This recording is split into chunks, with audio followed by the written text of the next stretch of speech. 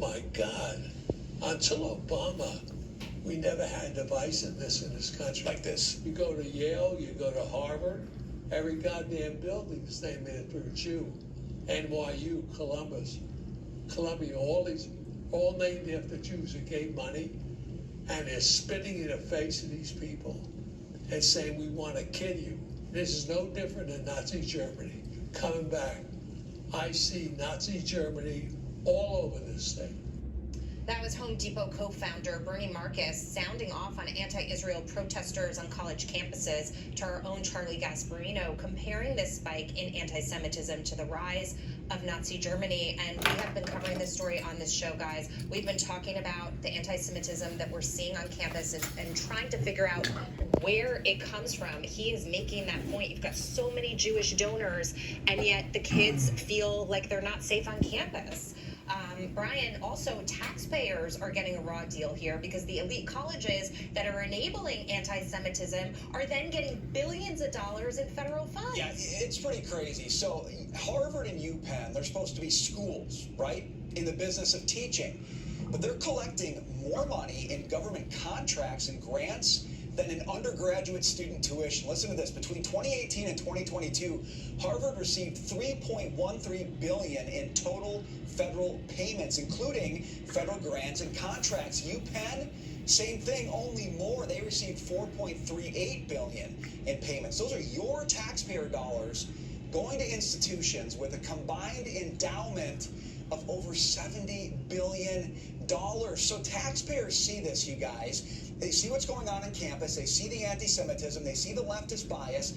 And they watch donors pull their money out. Okay, that's great. But then taxpayers say, well, when do I get to pull my money out? The rich guys get to have a say, but the taxpayers don't get to pull their money. I mean, let's get some liberation. We're talking liberation all the time. What about some liberation for taxpayers? And that's interesting, because I feel like these universities are double dipping. They're getting the donors and they're putting all that money into their endowments and the coffers there. Then they're getting these tax breaks as well, which I really didn't know that much about until sort of you're shining a light on this moment. So it's amazing to me. And then our government expands the IRS to go after mom and pop who maybe made mismarked their tax form or something like that.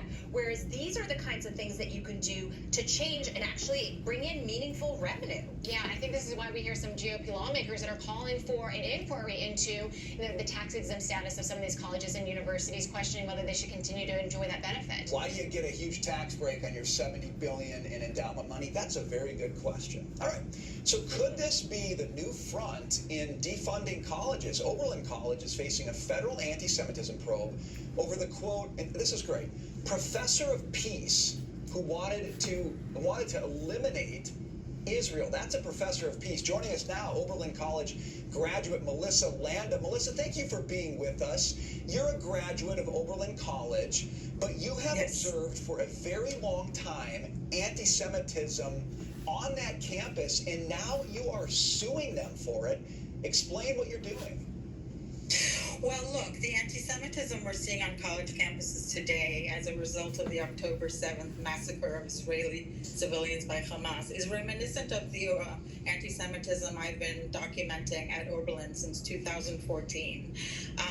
Things like rocks being thrown through windows where Israeli flags have been displayed, memorials erected to Palestinian terrorists, and banners accosting Jewish students outside their Rosh Hashanah services, accusing Israel of Palestinian genocide and calling for Oberlin to divest.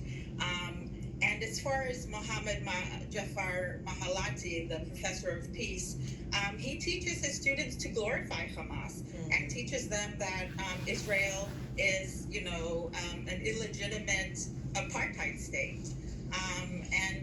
He was the United Nations Iranian ambassador in 1988. And not only did he cover up the mass slaughter of 5,000 political prisoners, but he called for the destruction of Israel.